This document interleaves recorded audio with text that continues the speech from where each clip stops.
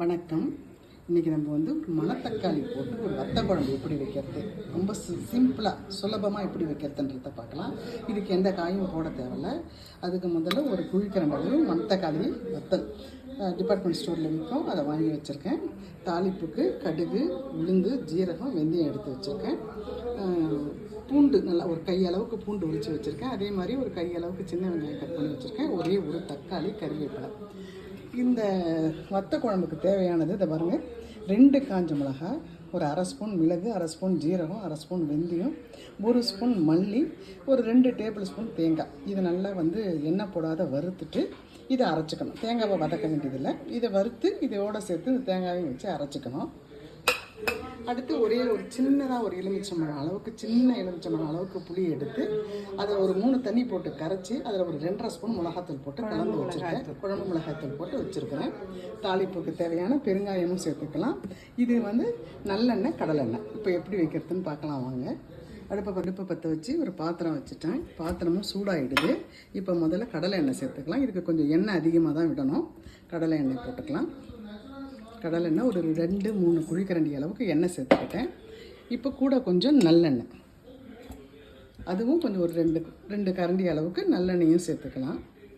போதும், எண்ணெய் காயட்டும். அப்புறம் எப்படி செய்யறதுன்னு பார்க்கலாம். எண்ணெய்லாம் ரொம்ப புகை வர அளவுக்கு காய வைக்கக்கூடாது. எண்ணெய் காஞ்சிடுது. இப்போ நம்ம அந்த தாளிப்புக்கு எடுத்து வச்சுருக்க அத்தனையும் ஒன்றாவே சேர்த்துக்கலாம். கடுகெல்லாம் நல்லா பொரிஞ்சிடுது. கடுகு பொரிஞ்சதுக்கப்புறம் இப்போ நம்ம இந்த பூண்டை சேர்த்துக்கலாம்.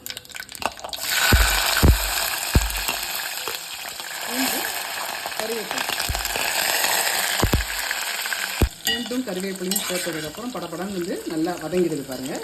இப்போ இந்த சின்ன வெங்காயத்தை இது கூட சேர்த்துக்கலாம். இந்த வத்த குழம்புக்கு நம்ம காராமணி பருப்பு வேக வச்சு சேர்த்துக்கலாம், மொச்சை வேக வச்சு சேர்த்துக்கலாம், கத்திரிக்காய் போடலாம், முருங்கைக்காய் போடலாம், எல்லாமே போடலாம். ஆனால் நாங்கள் இன்றைக்கி எதுவுமே போடாத வச்சுருக்கிறோம். இந்த குழம்பு ரெடி பண்ணிவிட்டு இறக்குறப்போ தான் அந்த மணத்தக்காளி வத்தலை ஒரு தண்ணியில் ஒரு அலம்பிட்டு கொஞ்சம் எண்ணெய் போட்டு அதை காய வச்சு அதை பொரிச்சு இதில் சேர்க்கணும். அதெல்லாம் நான் உங்களுக்கு ஒன்றா காமிக்கிறேன். வெங்காயம் நல்லா வதங்கிட்டு பாருங்கள். இப்போ நம்ம தேவையான பெருங்காயம் போட்டுக்கலாம். பெருங்காயம் தேவையான அளவுக்கு பெருங்காயம் போட்டுக்கலாம். போதும், கொஞ்சம் குழம்பு தான் போதும். பெருங்காயம் சேர்த்தாச்சு. இப்போ நம்ம தக்காளியை சேர்த்துக்கலாம். ஒரே ஒரு தக்காளி, ரொம்ப புளிப்பு போட தேவையில்ல. ஒரே ஒரு தக்காளி சேர்த்தாச்சு. அரைக்கிறதுக்கு எடுத்து வச்சுருக்கோம் இல்லைங்களா, காஞ்ச மிளகாய், மிளகு, ஜீரகம், தனியம், வெந்தயம், தேங்காய். இதை அரைச்சி இப்போ இதோடு சேர்த்து வதக்கிக்கலாம். இது பாருங்கள், இந்த அரைச்சிட்டு வந்துட்டோம். இந்த அரைச்சிட்டு வந்த விழுதையும் நம்ம இந்த தாளிப்பில் சேர்த்துக்கலாம். ஆல்ரெடி இது பாருங்கள், வதங்கிறத பாருங்கள், சூப்பராக வதங்கிருக்கு. இந்த அளவுக்கு தான் அதை வதக்கணும். அதாவது ரொம்ப பீச்சிடக்கூடாது, ப்ரௌனாக ஆகக்கூடாது. இதை வதங்கிடுது. இப்போ இது கூட இதை சேர்த்துக்கலாம்.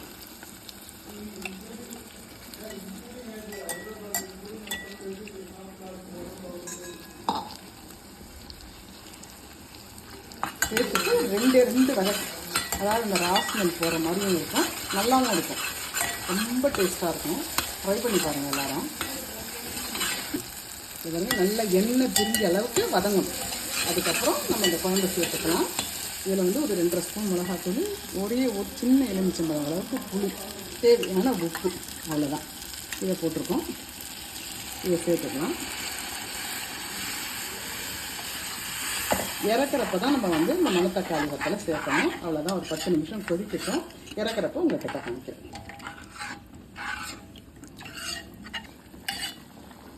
நல்லா குழம்பு பாருங்கள், நல்லா கொதிக்குது. இன்னும் ஒரு 5 நிமிஷம் கொதிக்கணும். பாருங்கள், இந்த தண்ணியெல்லாம் சுண்டணும். அதுக்கு தண்ணி விட்டதை கட்டியாகவே கூட்டி வைக்கலாமேன்னு கேட்காதீங்க. இந்த மாதிரி தண்ணியாக கூட்டி நல்லா சுண்டினா தான் அந்த குழம்பு நல்ல டேஸ்ட்டு கொடுக்கும். நமக்கு நல்லா சுண்டட்டும். நல்லா குழம்பு கொதிக்குது பாருங்கள். இந்த டயத்தில் நம்ம என்ன பண்ணணும், நல்லா கொதிக்குது. இன்னும் 5 நிமிஷத்தில் நல்லா சுண்டி வந்துடும். இப்போ நம்ம கொஞ்சம் நல்லெண்ணெய் விட்டுக்கணும். இன்னும் கொஞ்சம் நல்லெண்ணெய் விட்டுட்டு, இதுக்கு சீக்கிரட் ஒன்று சொல்கிறேன் பாருங்கள். இந்த குழம்புக்கு ஒரு புளி, இது வரணும், இந்த அளவுக்கு வெல்லம். இதுதான் அந்த புளிப்பு காரம் எல்லாத்தையும் சமநிலைப்படுத்தி நமக்கு நல்லா டேஸ்ட்டாக கொடுக்கும். ஒரே ஒரு சின்ன துண்டு, நிறைய போட்டுறாதீங்க. இந்த சின்ன துண்டு வெள்ளத்தை போட்டுக்கலாம். போட்டுட்டு ஒரு 5 மினிட்ஸ் கொதிக்கட்டும். அப்புறம் பார்க்கலாம். இந்த மாதிரி நல்லா கொதித்து நடுவில் வந்து இந்த நுரக்கட்டி இந்த மாதிரி வந்தால் தான் ஃபுல்லாக குக் ஆகிடுச்சுன்னு அர்த்தம். ஆனால் இன்னும் கொஞ்சம் எண்ணெய் பிரியணும். கொஞ்சம் நாள் கொதிக்கட்டும். வச்சதுக்கப்புறம் பார்க்கலாம். பாருங்கள், இதை அலம்பி எடுத்து வச்சுருக்கேன். குழம்பு நல்லா குக் ஆகிடுது. இப்போ நம்ம வந்து இதை பொரிச்சு போடணும். இங்கே பாருங்கள், அலம்பாத போட்டுட்டிங்கன்னா பாருங்கள் எவ்வளோ அழுக்கு பாருங்கள். அதனால் எப்பயுமே எந்த வத்தலாக இருந்தால் கூட நம்ம அலம்பிட்டு வத்தலோ புளியோ நம்ம தண்ணி போட்டு கொஞ்சம் கழுவிட்டு நம்ம செய்தோம்னா கொஞ்சம் சுத்தமாக இருக்கும். இது இவ்வளோ அழுக்கு பாருங்கள். இப்போ இது எப்படி தாளிக்கிறதுன்னு பார்க்கலாங்க. குழம்பு பார்த்திங்களா, நல்ல தேனாட்டம் ஃபஸ்ட் கிளாஸாக இருக்குது. நல்லா குக் ஆகிடுது. இதில் வந்து காயெல்லாம் போட்டோம்னா இன்னும் அதிகமான குழம்பு கிடைக்கும். நமக்கு அவ்வளோ செலவாகாதுன்றதுனால நான் எதுவும் போடலை. வெறும் வெங்காயம் தக்காளி மட்டும் போட்டிருக்கேன். இதில் தேவைப்படுறவங்க கத்திரிக்காய் போட்டு வச்சா சூப்பராக இருக்கும். மொச்சை போட்டு வச்சா அதை விட சூப்பராக இருக்கும். காராமணியும் போட்டு வைக்கலாம். இப்போ நம்ம தாளிக்கலாம். எண்ணெய் வச்சுருக்கேன் பாருங்கள், ஒரு 1.5 நல்லெண்ணெய். இது நல்லெண்ணெய் ஒரு 1.5 கரண்டி அளவுக்கு எண்ணெய் போட்டிருக்கேன். எண்ணெய் கொஞ்சம் காயட்டும். புகை வர அளவுக்கு எப்பயுமே காய வைக்காதீங்க, கொஞ்சம் காஞ்சா போதும். ஓகேவா, கொஞ்சம் இப்போ வந்து இந்த வத்தலை சேர்த்துக்கலாம்.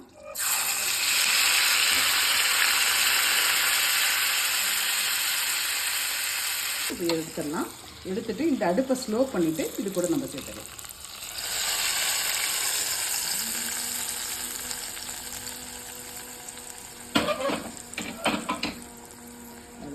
சூப்பரான வத்த குழம்பு ரெடி. இது மேலே பச்சை கருவேப்பிலை 2 கிள்ளி போட்டுட்டா சரியாக போச்சு. கிள்ளி போட்டுட்டோமா சரியாக போச்சு. இந்த குழம்பு வெளியிலே வச்சுருந்தீங்கன்னா கூட ஒரு 4-5 டேஸ் நல்லாயிருக்கும். ஃப்ரிட்ஜில் வச்சு நம்ம யூஸ் பண்ணுற மாதிரினா ஒரு 10 நாளைக்கு கூட வச்சுக்கலாம்.